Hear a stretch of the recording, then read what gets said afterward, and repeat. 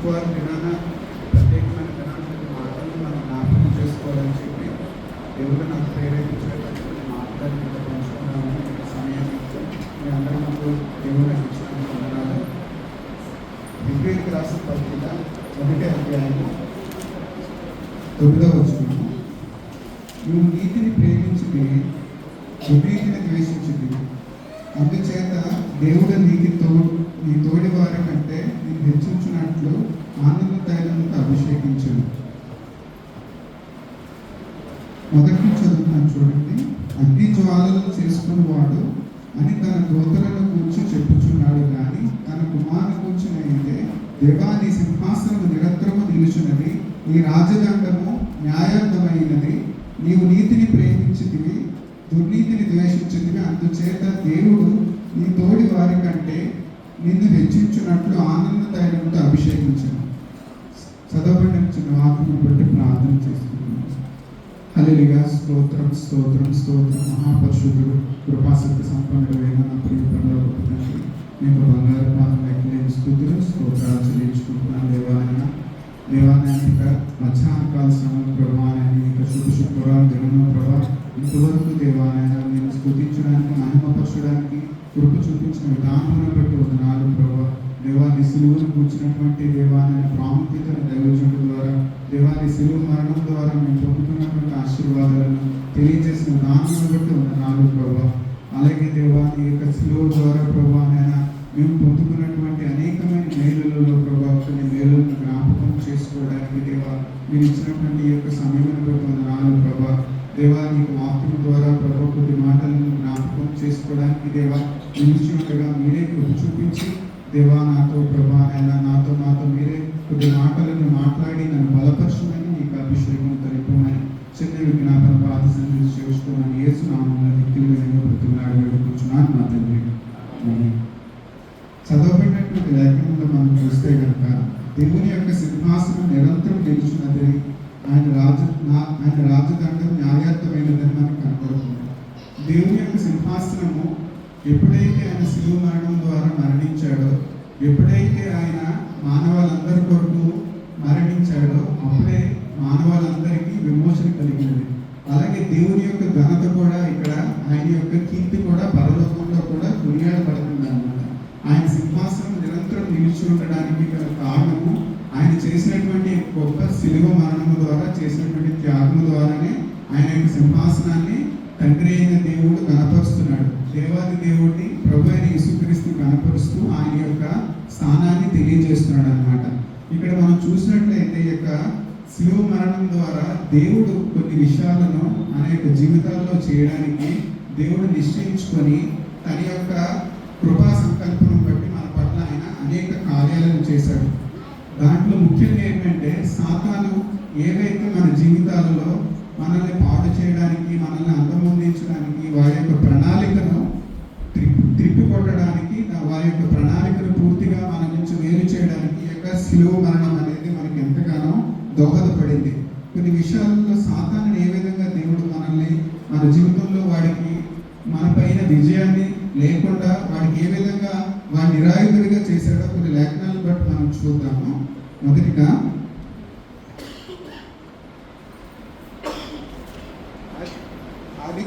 ఆదికాండం 3వ అధ్యాయం 15వ వచనం.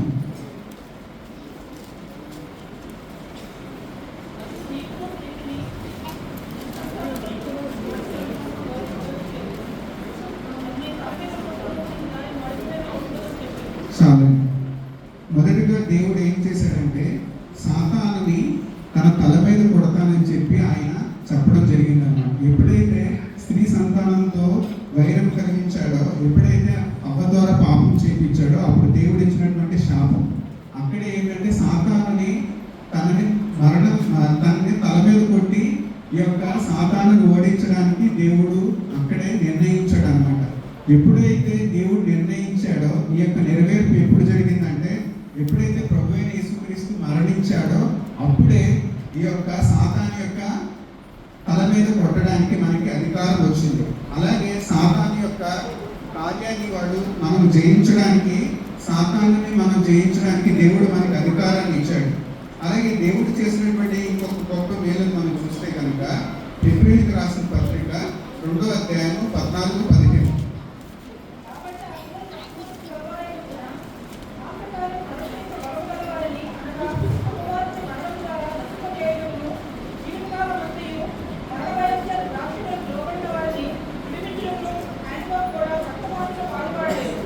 చాలు. ఏం చేశాడండి? ఇంకొక విషయం, మన కోసం ఏం చేశాడు ఆయన? కాబట్టి మనమందరము కూడా అపవాదిని ఏం చేశాడు అనగా, అపవాదిని మరణం ద్వారా నశింపజేయటకును జీవిత కాలమంతయు మరణం భయము చేత దాస్యమునకు లోబడిన వారిని విడిపించుటకు. మనమందరము కూడా ఖచ్చితంగా మరణించవలసిందే. కానీ ఈ యొక్క మరణం అనేది మనందరికీ భయమును కలిగించే విషయం. ఎప్పుడు ప్రభువైన యేసుక్రీస్తు మరణించకపోతే, సిలువ మీద మరణించకపోతే, ఈ యొక్క మరణం అనేది ప్రతి ఒక్క మనిషి కూడా ఎంతో భయపడుతూ ఉంటాడు. ఎందుకంటే మనం మరణించిన తర్వాత ఎక్కడికి వెళ్తాం? మనం అందరం కూడా నరకానికి వెళ్తాం. కానీ ఎప్పుడైతే ప్రభువైన యేసుక్రీస్తు మరణించి తిరిగి లేచాడో, మనందరి కొరకు పాప క్షమాపణ కొరకు ఆయన మరణించాడో, అప్పుడు ఏమైందంటే మనందరికీ కూడా ఈ మరణం నుంచి విజయం కలిగింది అనమాట. కాబట్టి దేవుడు మన కొరకు ప్రణాళికలో సాతాను ఏదైతే మనల్ని మరణ భయంతో నింపడానికి వాడు నిత్యము పొంచి ఉన్నాడు, మనల్ని మరణం మీదకే దృష్టి ఉంచేలా చూపించు మనం ఇప్పుడు కూడా బలహీనపరచడానికి సాతాను మనల్ని భయపెట్టడానికి అవకాశం ఉంది. కానీ ఎప్పుడైతే ప్రభువైన యేసుక్రీస్తు మన కోసం రక్త మాంసంలో పాలువాడే భూమి మీదకి వచ్చి మరణించాడో, అప్పుడు మనందరికీ కూడా ఈ యొక్క శిలువ మరణం ద్వారా సాతాను కలిగించేటువంటి భయం నుంచి గొప్ప విడుదల మనందరికీ కలిగింది.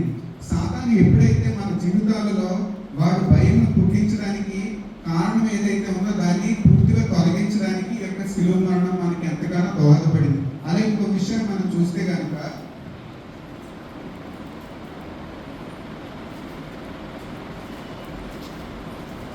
కొలస్సీయులకు రాసిన పత్రిక 1వ అధ్యాయము 13వ వచనం.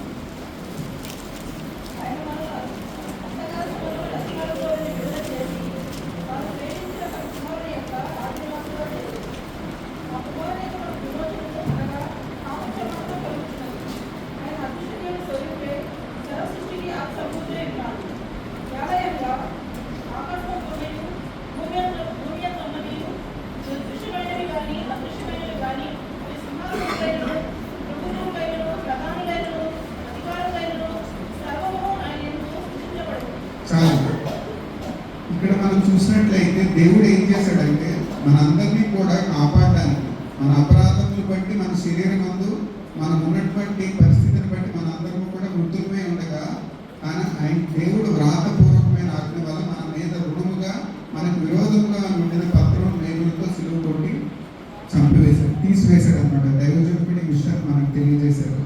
దేవుడు మన యొక్క పాపముల నుంచి మనల్ని విడిపించడానికి, మనలందరినీ కూడా మన అపరాధముల చేత మనము శరీరమందు మనం ఉన్నటువంటి దోషములు బట్టి మరణించాల్సిన మనకి ఈ యొక్క అంధకార శక్తులన్నిటి నుంచి గొప్ప విడుదల కలిగించాడు. ఇవన్నీ కూడా ఈ అపరాధం మనకి దేవుడు ఏదైతే ఈ కార్యం జరిగించాడో, మనకి దేవుడు చేసినటువంటి గొప్ప కార్యమును బట్టి మనందరము కూడా ఈ యొక్క అంధకార శక్తుల నుంచి, చీకటి రాజ్యం నుంచి మనము విడుదల పొందాము. సాతాను అపవాది ఎప్పుడు కూడా మనల్ని తన యొక్క అంధకార శక్తులతో, యొక్క లోకనాథులతో మనల్ని బలహీనపరచడానికి ఏదైతే వాడు మన కొరకు పుంచి ఉంచాడో, వాడి యొక్క పడిపోయినటువంటి ఒక 3వ దేవదూతలు ఎవరైతే ఉన్నారో వాళ్ళు మధ్యాకాశంలో దేవునికి మనకి మధ్యలో మన యొక్క విజ్ఞాపనలు చేరకుండా, మనల్ని దేవుని యొద్దకు చేరకుండా నిత్యం ఏవైతే అపవాది అంధకార శక్తులు ఉన్నాయో వాటన్నిటి నుంచి కూడా దేవుడు మనకి ఈ యొక్క శిలువ మరణం ద్వారా మనందరికీ కూడా గొప్ప విడుదల కలిగించాడు.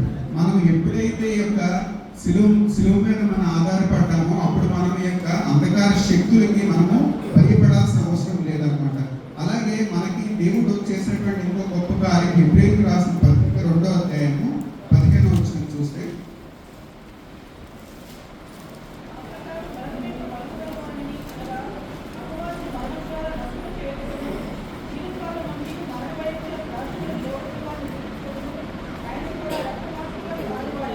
చాలా ఇందాక మనం చదువుకున్నాం ఈ విషయాన్ని.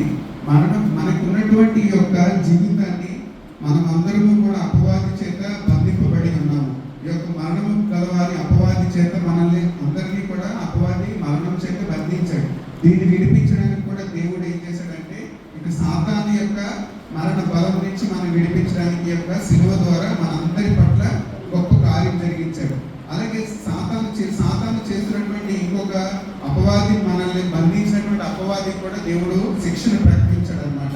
ప్రకటన గ్రంథము 20 అధ్యాయము 10వ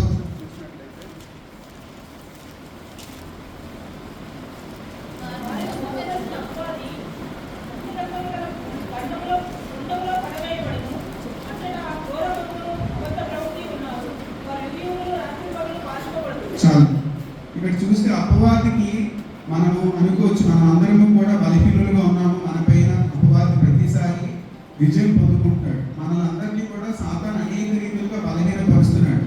కానీ మనం ఒక విషయం ఎప్పుడు మనం జ్ఞాపకం ఉంచుకోవాలి, ఏంటంటే సాతానికి ఆల్రెడీ దేవుడు ఒక మరణాన్ని నిర్ణయించాడు అనమాట. సాతానికి ఒక శిక్షను దేవుడు ఆల్రెడీ ప్రకటించేశాడు. వాడు అగ్నిగంధకాలలో పడవేయబడబోతున్నాడు. అలాగే వాడి సైన్యం కూడా అగ్నిగంధకాలలోకి వెళ్ళబోతుంది. అంటే సాతానికి తన యొక్క జీవితము ఏదైతే ఉన్నదో అది అంతం కాబోతుంది, దానికి మరణం ఉందని సాతానికి తెలుసు.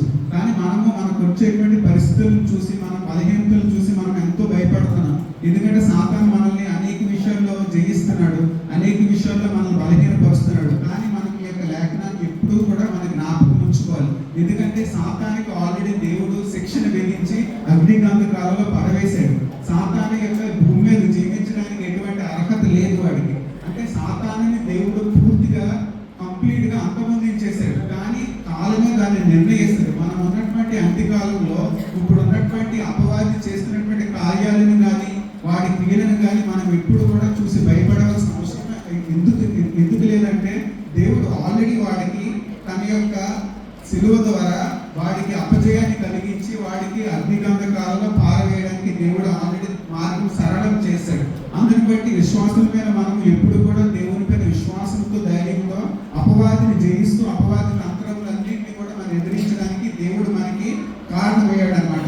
అలాగే మనం అందరము కూడా ముఖ్యమైన ఈ యొక్క లోకాధికారాన్ని సాతాను ఆల్రెడీ పోగొట్టుకున్నాడు. మనం చూసినట్లయితే యోహాను రాసిన పత్రిక 12వ అధ్యాయము 31, 32.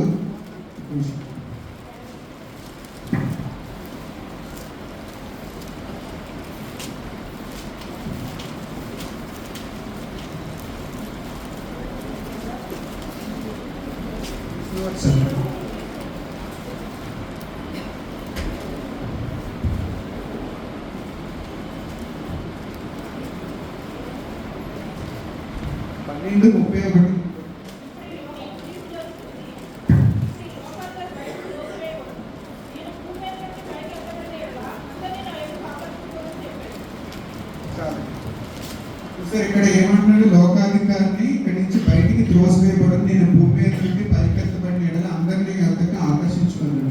సాతానుని భూమి మీద నుంచి పూర్తిగా వెళ్ళగొట్టడానికి దేవుడు నిర్ణయించుకున్నాడు. దానికి మార్గం కూడా సరళం చేశాడు.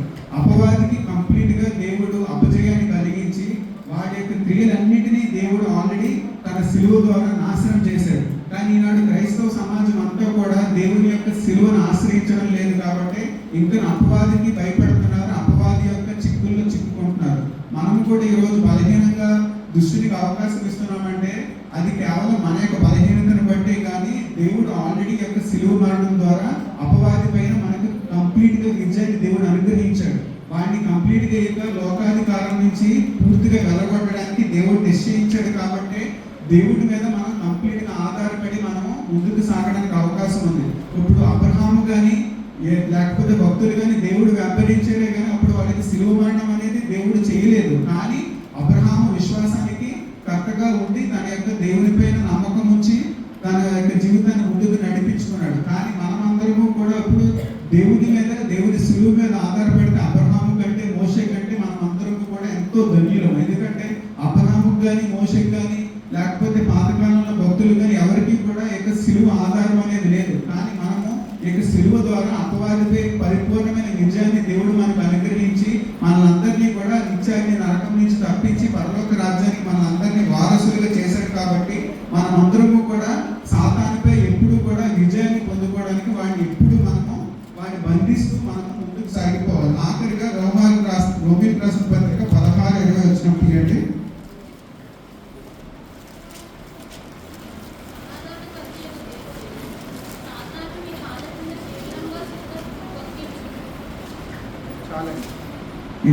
సమాధానకర్త యొక్క దేవుడు సాతానును మన పాదముల క్రింద చెత్త కొట్టించాడు. అలాగే దేవుడు మన యొక్క పాదాల కింద వాడి యొక్క స్థానాన్ని నిర్ణయించాడు అనమాట. దేవుడి పాదాల కింద వాడిని చితగొట్టడమే కాకుండా అపవాది యొక్క స్థానాన్ని దేవుడు భక్తుల యొక్క పాదాల కింద దేవుడు ఆల్రెడీ వాడి యొక్క స్థానాన్ని ఇచ్చాడు. మనము సాతానుని ఎంతవరకు మనం భయపడుతూ మన యొక్క జీవితంలో ఉండేటువంటి పరిస్థితులను బట్టి మనం మిద్ద మీద పెట్టుకుంటామో అప్పుడు వాడు మనల్ని అణగదొక్కడానికి చూస్తాడు. కానీ ఆ సాతాను ఎప్పుడైతే మనల్ని బంధించడానికి చూసినప్పుడు, మన బలహీనపరచడానికి చూసినప్పుడు మనము వాడిని మన పాదాల కింద త్రొక్కే స్థితిలో మనం ఉన్నప్పుడే వాడిని మనం జయించగలం అన్నమాట. అప్పుడే మన యొక్క భక్తి జీవితంలో మనం ముందుకు సాగగలం. కాబట్టి మనం ఏమో కూడా ఇప్పుడు కొత్తగా మనం చేయాల్సింది ఏమీ లేదు. మనం కష్టపడి ప్రార్థన చేసి భక్తి చేస్తున్నామంటే దాని అంతటికి భక్తిలో నిలబెట్టడానికి, మనల్ని ఉత్తమమైనటువంటి స్థితులను నడిపించడానికి దేవుడి మీద ఆధారపడితే చాలు. కానీ అపవాది మనల్ని దూరం చేయడానికి, దేవుడికి దూరం చేయడానికి చూస్తున్నప్పుడు వాడిని జయించాలంటే వాడి తంత్రములన్నీ మనం గుర్తిరిగి వాడిని ఎప్పుడు కూడా మనం పాదాల కింద మనం వాడి స్థానాన్ని ఇచ్చినప్పుడు, మనల్ని బలహీనపరచడానికి చూసినప్పుడల్లా మనం వాడిని త్రొక్కినప్పుడు మనము ఖచ్చితంగా దేవుడు కోరుకున్నటువంటి స్థితిలోనికి, దేవుడు కోరుకున్నటువంటి ఆత్మీయ స్థితిలోకి మనం అందరము కూడా చేరతాం అన్నమాట. అందుకనే దేవుడి యొక్క శిలువపై మరణించాడు. ఏదో మనం అందరము గుడ్ ఫ్రైడే రోజున వచ్చి కూర్చొని దేవుని స్తుతించి మహిమపరిచి ఈ యొక్క రోజు అయిపోయిన తర్వాత మళ్ళీ యాస్టిస్ మన జీవితంలో కలిసిపోవడానికి కాదు. ఈ యొక్క కార్యం అనేది నిత్యము మన జీవితంలో జ్ఞాపకం ఉంచుకోవాలన్నమాట. మన జీవితంలో ప్రతిరోజు కూడా సాతానుని మన పాదాలపైన అణగదొక్కుతూనే దేవుడిని స్తుతిస్తూ, దేవుడిని గణపరుస్తూ, అంధకార శక్తులు ఏవైతే ఉన్నాయో వాటన్నిటిని బంధించుకుంటూ రాకడ వరకు మనం నిలబడాలంటే దేవుడు మన కొరకు చేసినటువంటి గొప్ప శిలువ మరణాన్ని, శిలువ త్యాగాన్ని ఈ ఒక్కరోజే కాదు ప్రతిరోజు దేవుడు చేసినటువంటి గొప్ప కార్యాన్ని మనం జ్ఞాపకం చేసుకుంటూ మనం ముందుకెళ్తే కనుక మన జీవితంలో ఉన్నతమైనటువంటి స్థితులని మనం అందరూ కూడా వెళ్ళడానికి మనకి మార్గం సరళమవుతుంది. అందుకని మీరు అందరూ కూడా దేవుని యొక్క శిలువని మనం ఎప్పుడూ కూడా వ్యర్థముగా దేవుడి కార్యం విడిచిపెట్టకుండా దేవుడు చేసినటువంటి గొప్ప త్యాగాన్ని మన జీవితంలో ఎప్పుడు నెమరవేసుకుంటూ దేవుని శిలువ పైన ఆయన శిలువను మోసుకునే అనుభవం ఏదైతే పౌలు భక్తుడికి ఉన్నదో, క్రీస్తుని పోలినటువంటి నన్ను పోలి నడుచుకోవడానికి పౌలు భక్తుడు ఏ విధంగా అయితే చెప్పాడో అలాగే ఆయన శిలువను మోయడమే తన జీవితంలో తన యొక్క ముఖ్యమైనటువంటి కార్యంగా పెట్టుకొని దేవుని శిలువను తన జీవితం అంతా మోసాడు. అలాగే మనం కూడా దేవుని శిలువను మోస్తూ దేవుని కాడి మన మీద ఉంచుకొని మనం నడిచినట్లయితే అపవాదిని వాడి యొక్క శక్తులన్నిటిపై మనకు విజయాన్నిచ్చి పరలోక రాజ్యంలో ఉన్నతమైన బహుమానానికి మనకి మార్గం సరళం చేస్తాడు. దేవుని చిన్న మాటలు దీవించుకుంటాను.